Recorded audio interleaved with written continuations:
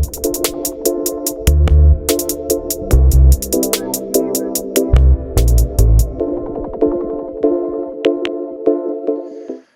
right, welcome back to another installment of Everything NHL, the hockey segment of the Fantasy Fanatics Podcast.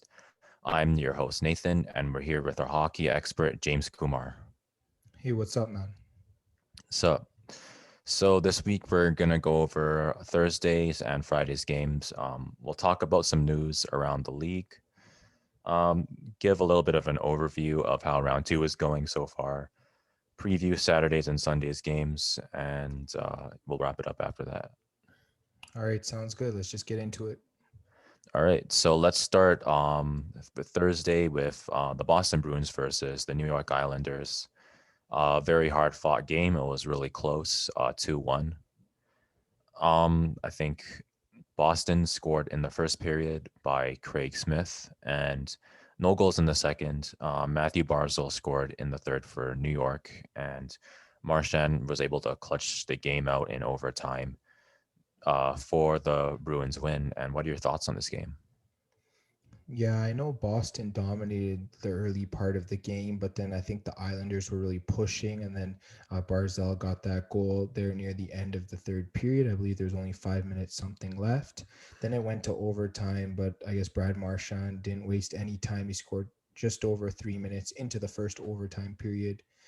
And I mean, Boston's up 2-1. They won a game in New York. I mean, the Islanders, I guess they're probably just looking to bounce back next game, but it is going to be tough because Boston's been playing really well.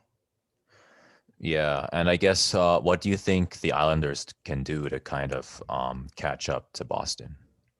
Well, I think one of the Islanders' main issues has been generating offense. I mean, Boston outshot them by like over 10 shots. So, I mean, maybe bring that gap a little bit closer, maybe not allow so many shots on goal. Cause I mean, eventually they're going to go in. That Brad Marchand shot was a pretty like it was a good picked shot. Like he picked his spot, but that shot doesn't go in all the time. You never get perfect shots like that. So, I mean, eventually they're going to keep scoring if they get lots of shots. So the Islanders just have to eliminate all that pressure from Boston.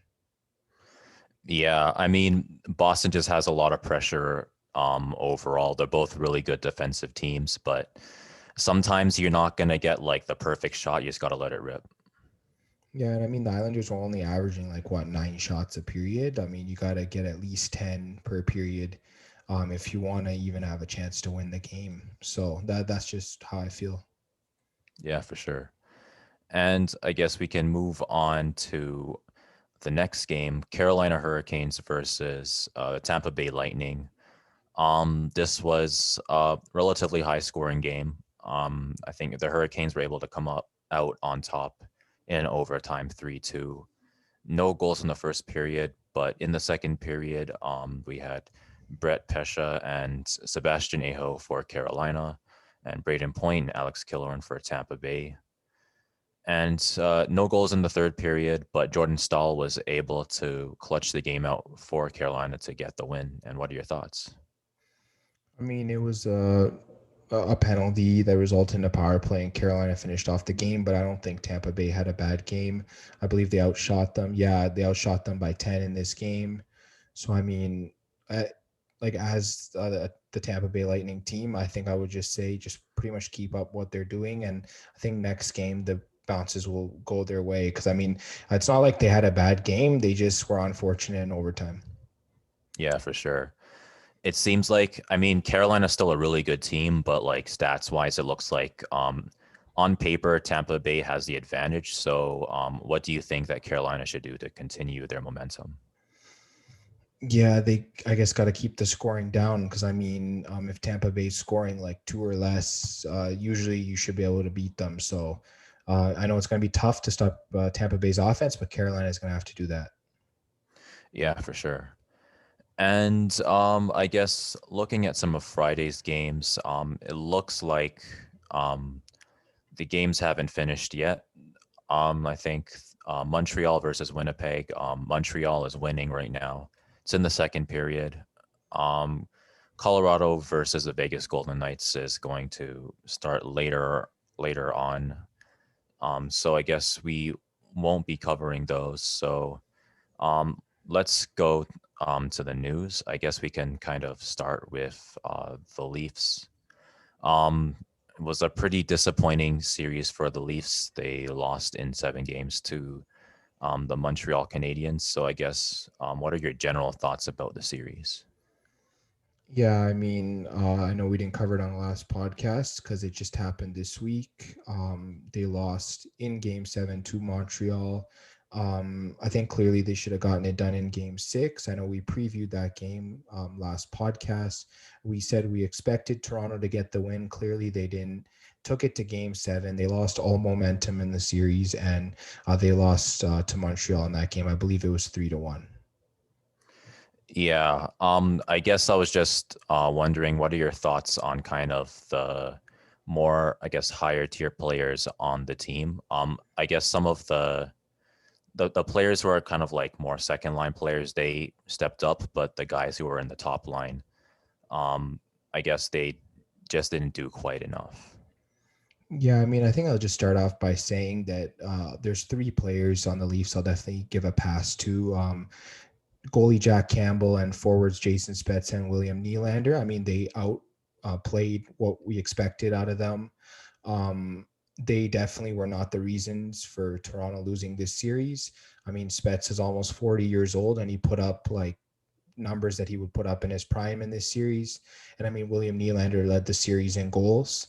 And I mean, Jack Campbell just stood on his head for Toronto. He made almost 30 plus saves every night. So, I mean, uh, those three I definitely can't blame. I know definitely on the defensive end, there were a lot of costly giveaways. Guys like Travis Dermott, Rasmus Sandin, and others were responsible for some of those giveaways.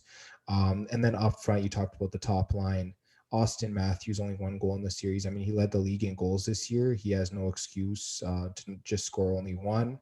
And then Mitch Marner, Toronto's leading scorer in the season. He was top 5 in league scoring, and he didn't have any goals in the series. Very few points as well. So he's both of those players are definitely going to be looking back at the series saying that they were disappointed in their play, and I think that Leafs fans should be disappointed in their play considering how much money they're making every year.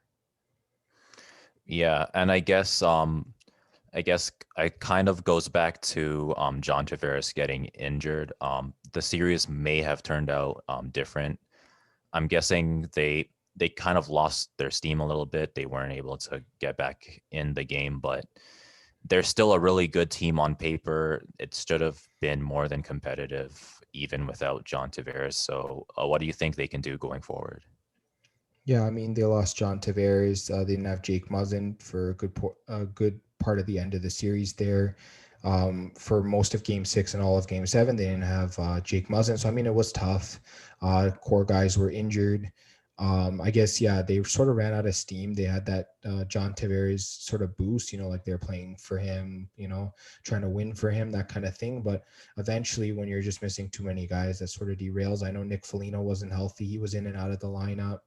I could bring up other names as well that were in a pretty similar spot. So I know injuries happen and they just couldn't close out the series. So it's definitely still on them.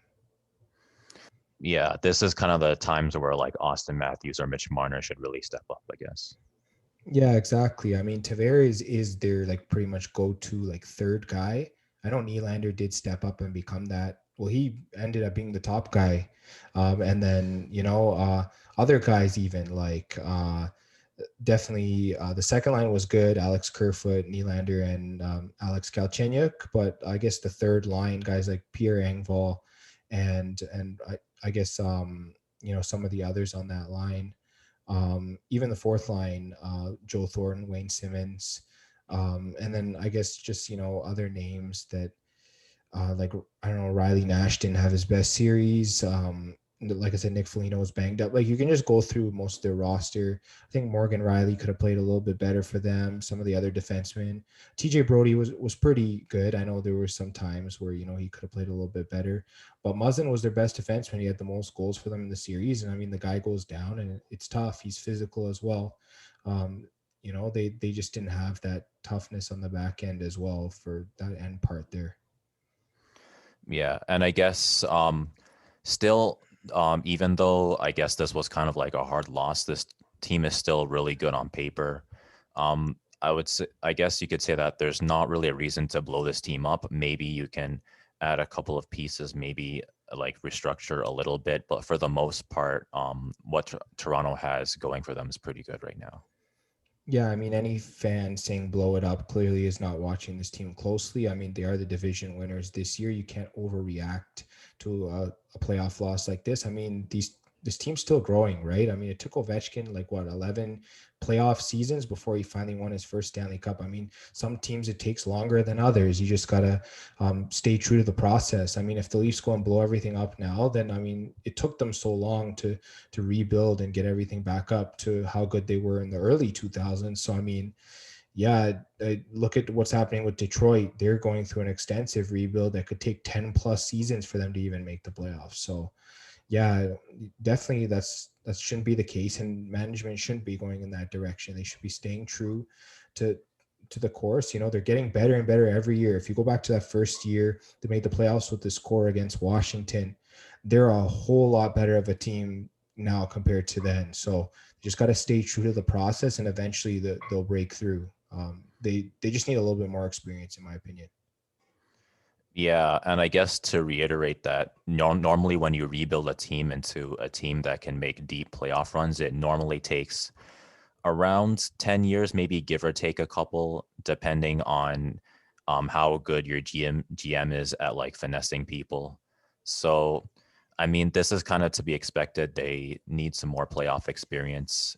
This is kind of like their experience of not having to rely on John Tavares all the time in terms of like their mentality. They got to kind of pick things up themselves as well.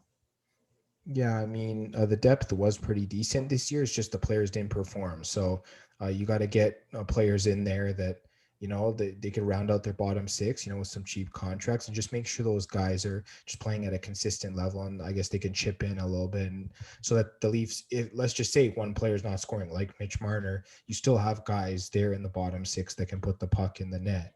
And then just wait for Marner to get it going. But yeah, like we said, those top guys, they definitely had a bad series, and they definitely should be looking to turn it around for next season. Yeah, I think they're probably the most angry. I mean, even more so than the fans, because like there's all this like expectation on them. They don't actually want to play like this. It's just kind of the way it worked out. So hopefully next season they'll be able to, I guess, play to their full potential. Yeah, I mean, it looked like Jack Campbell was pretty upset in his interview. I saw interviews from Matthews, Marner, Foligno, other guys, Coach Keefe, GM Dubas. I mean, they were all not happy about the series. Some were hard on themselves, some were just hard on the entire team in general. But yeah, definitely there definitely needs to be improvement for next season. Yeah, for sure. And I guess we can move on to some more current news for the round two. Mark Scheifele got suspended for 4 games. He gave Evans from the Montreal Canadiens a pretty big hit. So um, I guess what are your general thoughts on this? Okay, so I can sort of describe the scenario. So Jake Evans went around the net. He was trying to get the puck to put in an empty netter, and basically Mark Scheifele just went and bowled him over. I believe the puck was just crossing the line as that happened.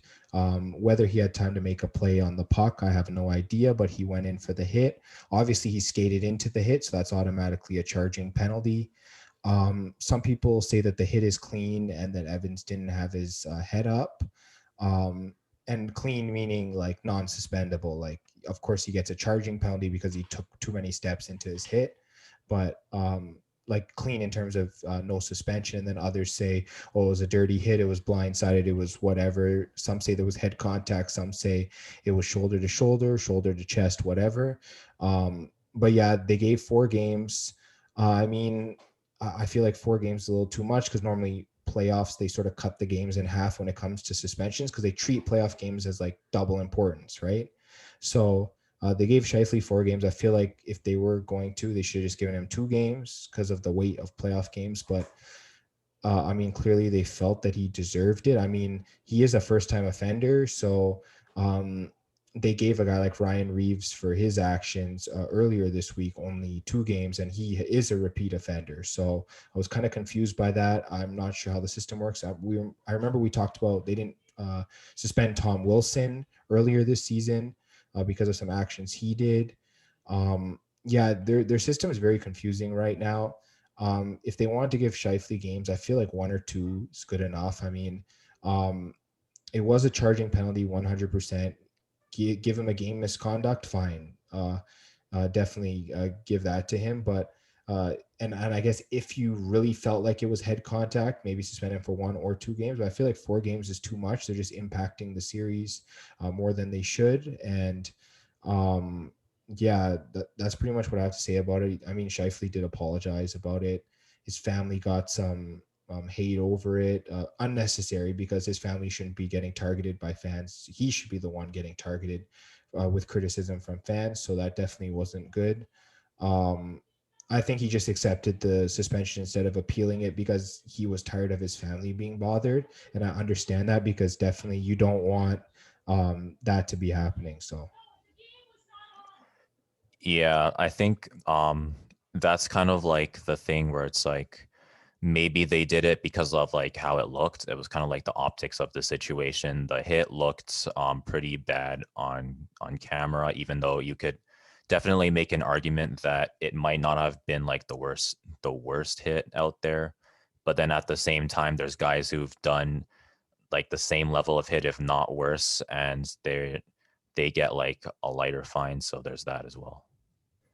yeah, like I said, we talked about Tom Wilson. I just mentioned Ryan Reeves. So um, I mean, they could suspend Shifley. I'm not against it, but they just got to be more consistent with their suspensions. Yeah, and I guess the other thing is we're still not entirely sure how this is going to affect the series. It could swing the game in the Canadians' favor. The Jets could still have a chance. They're still a really good team, so I guess we'll have to see about that.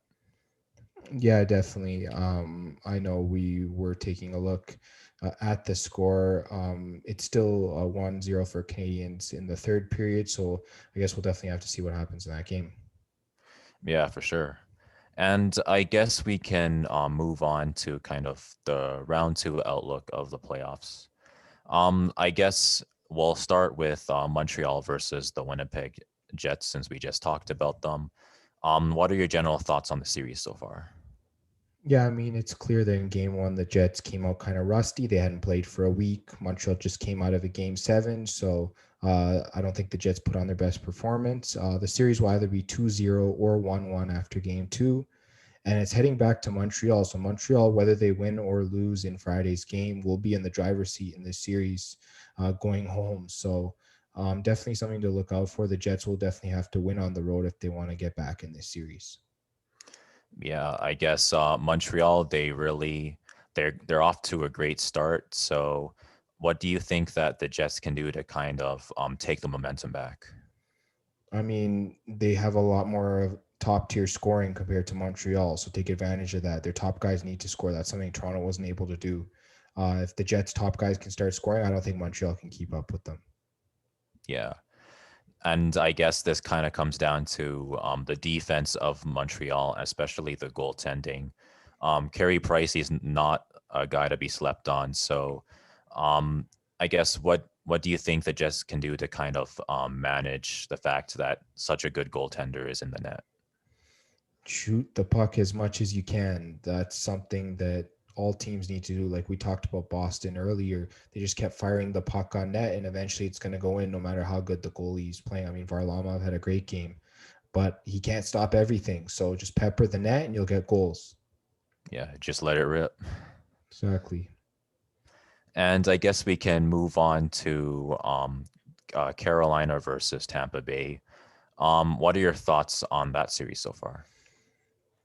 Yeah, it was interesting because Tampa Bay took both games in Carolina to start the series. Then Carolina took the next game in Tampa Bay. And if it goes the way the series has been going, where the away teams are winning, then I mean, maybe we can expect Carolina to tie up the series. So, series has been close. I think every game has been decided by one goal. So I guess that's just definitely something to keep an eye on in this series. There's a lot of one goal games. These teams are virtually even.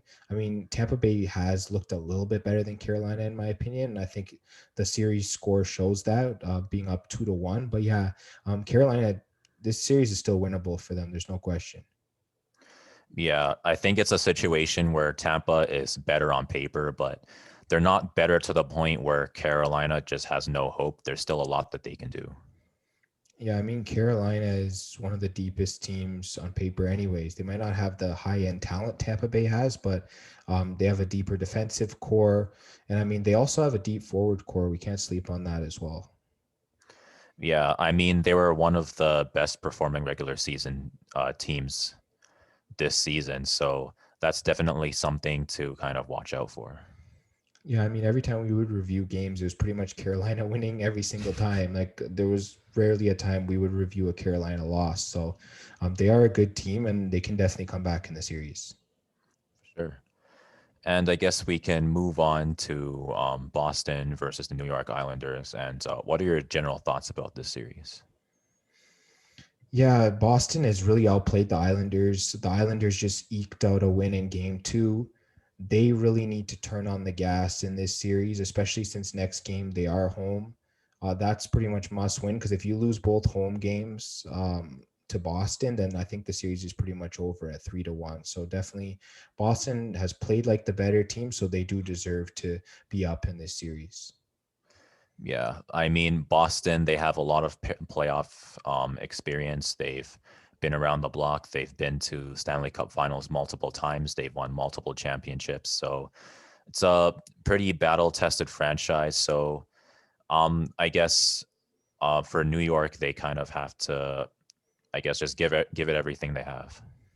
Yeah, they need more offense. That's pretty much what I'm going for in this series with the New York Islanders because they're, in my opinion, one of the least offensively gifted teams, whether it's because of their system or because of their players. But they really need to activate the offense that they do have if they want to win this series. For sure. And I guess what do you think they can do to kind of, I guess, mitigate Boston's defense? I mean, they've just been relying on fast breaks for most of their offense. I think they actually need to generate an offensive system to actually pressure Boston, and I think that that'll produce a lot more shots, and then they can definitely try and get some more goals, similar to what they did at the end of last game where they tied it up. For sure. And I guess we can move on to the West. Colorado versus Vegas. Colorado is leading by 2 games right now. So, what are your thoughts on the series? Yeah, game one was pretty much a write off. Colorado was just a better team. They beat up a tired Vegas team who got 1 day of rest in between games. And then when both teams had good enough rest in between the first and second game, then Vegas came out and played like the better team. They just took an unfortunate penalty.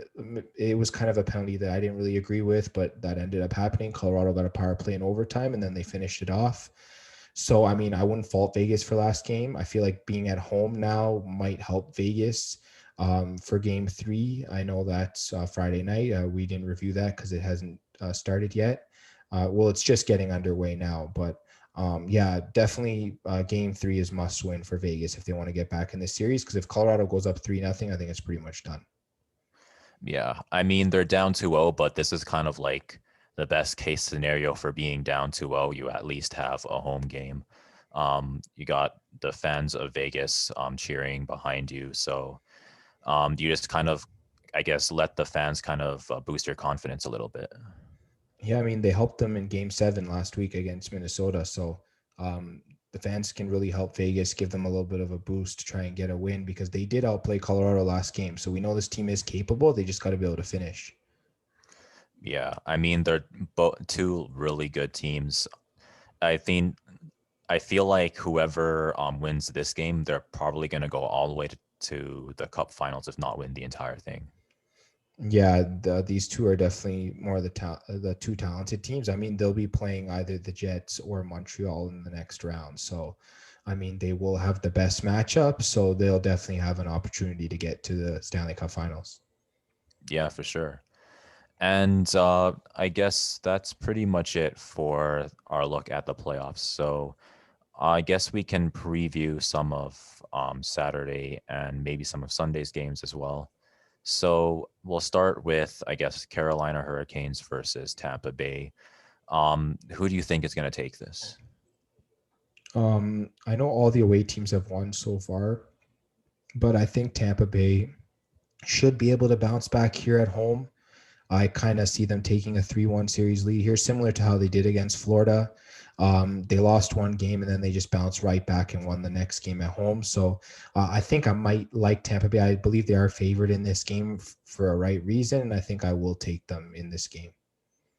For sure. And I guess moving on to Boston versus the Islanders.